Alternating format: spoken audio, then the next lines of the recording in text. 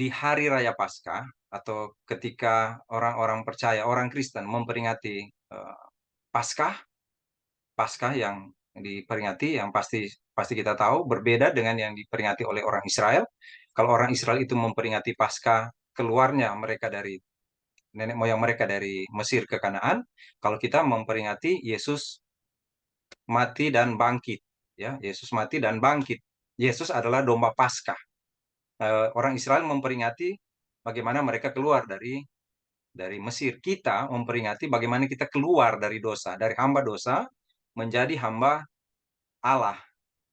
Eh, Keluar dari dosa menjadi hamba Allah karena seperti di Paskahnya Israel, mereka mempersembahkan domba yang tak bercacat dan darah domba itu ditaruh di pintu pintu rumah mereka untuk memperingati, atau menjaga supaya malaikat maut tidak datang kepada mereka, terutama kepada anak-anak sulung mereka. Nah, kita domba Paskah kita adalah Tuhan Yesus. Dia yang bilang, yang dikatakan oleh Yohanes juga di kitab Yohanes, yaitu lihatlah anak domba Allah yang menghapus dosa dunia. Dia datang bukan hanya kepada Israel, sekalipun memang dia ada di Israel, tapi dia datang kepada seluruh manusia. Lihatlah anak domba Allah yang menghapus dosa dunia. Di dalam Yohanes 3:16 juga dibilang karena begitu besar kasih Allah akan dunia ini. Jadi dia domba Paskah itu bagi seluruh manusia di segala zaman sesudah dia sesudah dia mati atau sesudah dia datang ke dunia dan bahkan mati dan bangkit untuk semua. Nah, setiap kali kita memperingati Paskah, kita akan berhadapan dengan cerita yang sangat sedih, yang menyedihkan. Banyak kali saya sendiri setiap kali bicara tentang itu, saya harus berusaha untuk menahan diri, berusaha kuat, karena setiap kali mengingat penderitaan Tuhan Yesus, itu menyakiti kita, menyakiti hati kita kan, orang-orang percaya, kita akan merasa, kok Tuhan sampai seperti itu ya? Kita mungkin tidak mengatakan ke Tuhan, kenapa Tuhan mau melakukan itu? Kita bahkan banyak kali hanya berpikir tentang kenapa mereka melakukan itu kepada Tuhan Yesus. Kenapa mereka menyiksa Tuhan Yesus. Banyak kali di antara orang percaya cuma berpikir seperti itu. Anak-anak kecil bahkan kayak mengajar sekolah minggu, anak-anak kecil bahkan berkata, kenapa Tuhan Yesus ada diperlakukan seperti itu? Kalau saya ada waktu itu, saya akan bela Tuhan Yesus. Ada banyak sekali seperti itu. Ya, mereka merasa saya harus bela Tuhan Yesus. Tidak boleh Tuhan Yesus mengalami itu. Kita selalu bertanya, kenapa, mengapa mereka seperti itu? Kita bisa belajar dari mereka itu. Kita bisa belajar dari Pilatus. Kita belajar dari Pilatus. Kita belajar dari ahli-ahli Taurat. Kita bahkan dari para prajurit. Kita belajar dari orang-orang yang ada di sekitar situ. Kok mereka tega memperlakukan Tuhan Yesus seperti itu? Saya selalu teringat setiap kali hari raya Paskah, saya selalu teringat kalau saya memutar klip video dan karena di Zoom meeting pelayanan waktu itu, saya sampai sekarang juga masih seperti itu. Eh, Kalau saya putar video itu, anak-anak akan protes kepada saya. Anak-anak sekolah minggu akan bilang, oh, nggak usah putar itu. Saya sedih, mereka sedih karena kok Tuhan Yesus diperlakukan seperti itu. Ya, Tuhan Yesus diperlakukan seperti itu. Kenapa ya Tuhan Yesus harus seperti itu?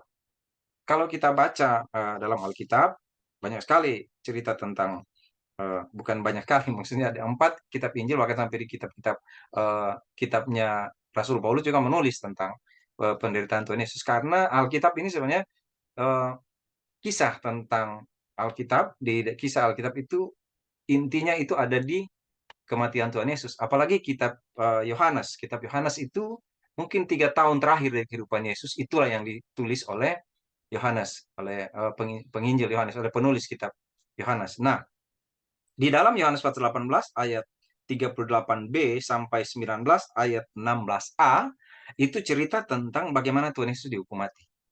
Seperti tadi yang saya katakan. Kita selalu akan bertanya, kenapa dia diperlakukan seperti itu? Dan itu pertanyaan kita selalu melihat keluar. Kenapa dia diperlakukan seperti itu? Kenapa dia harus diperlakukan seperti itu? Kita nggak melihat ke kita sebenarnya. Kita nggak melihat kepada diri kita sebagai manusia. Kita melihat manusia-manusia yang tidak bagus, tidak baik. Apa ya, kata yang nggak pantas ya mungkin diucapkan ya. Nanti kalau saya ucapkan ini nggak pantas. Ya. Jadi dalam bahasa hari-hari orang dengan marah, ada kata biadab, ada tidak punya perasaan, manusia durhaka, dan segala macam. Sebenarnya kata itu masuk di kata dosa. Orang-orang berdosa. Kenapa orang berdosa memperlakukan dia seperti itu? Kenapa sampai dia harus bercucuran darah? Kenapa dia harus ditangkap? Kenapa dia harus dipukuli? Saya sendiri berpikir, apa salahnya Tuhan Yesus terhadap para prajurit? Apa salahnya Tuhan Yesus kepada prajurit sehingga mereka dengan bengis memukul Tuhan Yesus seperti itu?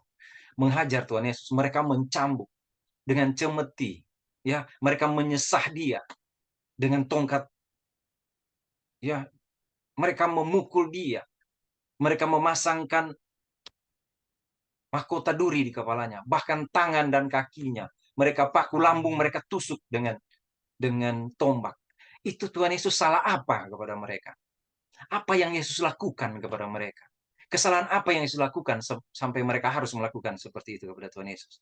Banyak kali kita bertanya tentang mengapa orang melakukan itu. Kita nggak bertanya mengapa orang melakukan itu. Mengapa Yesus melakukan itu? Kenapa Yesus melakukan itu? Kalau saudara baca di sini, dia bilang begini, ayat yang ke-11. Saya masuk dari situ ya. Di ayat 11 di Yohanes pasal 19 ayat 11. Ketika ketika Pilatus dengan gagahnya berkata, "Saya ini pemimpin. Saya yang pegang nyawamu sekarang. Saya berhak membebaskanmu atau tidak. Saya berhak bicara pada saya." Tuhan Yesus bilang begini di ayat 11 di eh, Yohanes pasal 19. "Engkau tidak mempunyai kuasa apapun terhadap aku, jikalau kuasa itu tidak diberikan kepadamu dari atas." Dari atas. "Sebab itu dia yang menyerahkan aku kepadamu lebih besar dosanya. Engkau tidak punya kuasa apa-apa terhadap aku." Bagian lain Tuhan Yesus katakan, "Aku berkuasa memberi, berkuasa mengambilnya kembali." Engkau tidak punya kuasa apa-apa terhadap aku, Pilatus. Kau usah sok-sok bilang kepada saya berkuasa melepaskan engkau. Enggak. Engkau tidak mampu melepaskan saya. Saudara tahu, Tuhan Yesus Maha tahu ya. Kalau dia Maha tahu, dia tahu nggak apa yang mau terjadi. Dia tahu nggak Paulus ini cuma gaya-gaya aja di depan dia, di depan Tuhan. Karena Pilatus. Pilatus cuma bergaya aja di depan dia, karena Pilatus nggak punya kekuatan untuk melepaskan Tuhan Yesus. Pertama dari siapa? Dari ahli-ahli Taurat, dari orang Farisi, dari pemimpin agama. Kedua, dia tidak punya kuasa melepaskan itu, Yesus. Tidak punya kuasa melepaskan Yesus dari tekanan orang banyak. Dia tidak punya kuasa. Tidak ada gunanya mengatakan saya berkuasa melepaskan engkau. Tidak ada. Tidak ada kuasa yang dapat melepaskan Tuhan Yesus dari apa yang harus Tuhan Yesus jalani. Tidak ada. Kenapa? Karena itu ditentukan dari atas. Jadi sebenarnya ketika Tuhan Yesus mati di kayu salib, ketika Tuhan Yesus menderita, ditentukan oleh Bapaknya. Saudara tahu, dia tidak hanya menderita pada waktu dia dihantam oleh prajurit di hadapan Pilatus. Tetapi dia menderita ketika pertama kali dia berada di rahim Maria.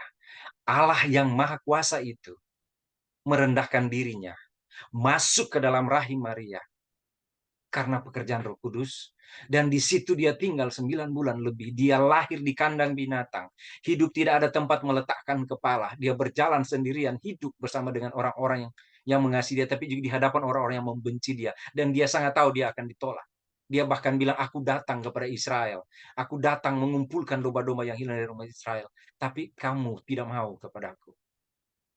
Mulai dari saat itu dia menderita. Dia ditolak. Bahkan oleh saudaranya sendiri ditolak. Satu bangsa, Yohanes pasal 1, saudara boleh baca. Dia ditolak. Mulai saat itu sebenarnya dia menderita. Tidak ada tempat meletakkan kepala. Tetapi puncak dari penderitaan itu adalah ketika Allah Bapanya sudah berkata padanya dalam nubuat.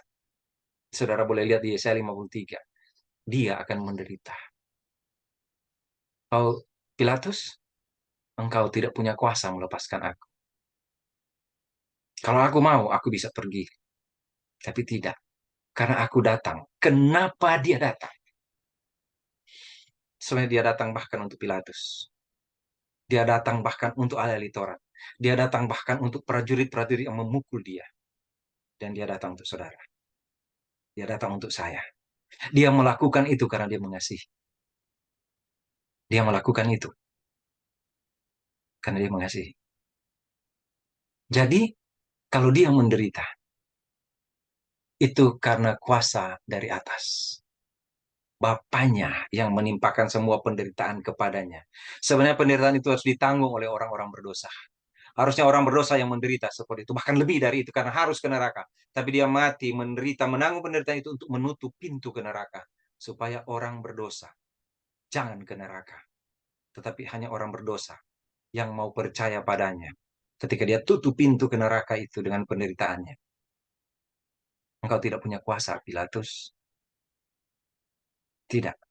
Dan kalau saya menderita, kata Tuhan Yesus, itulah kehendak Bapa.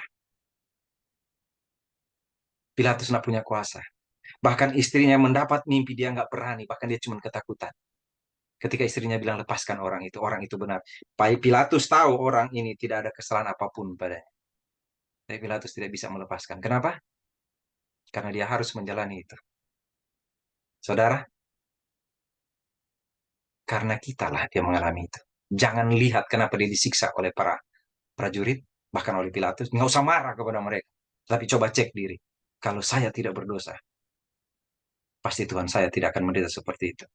Jadi sekarang, kalau ada orang yang mengabaikan penderitaan Tuhan Yesus, kalau ada orang tidak mau percaya padanya, engkau binasa.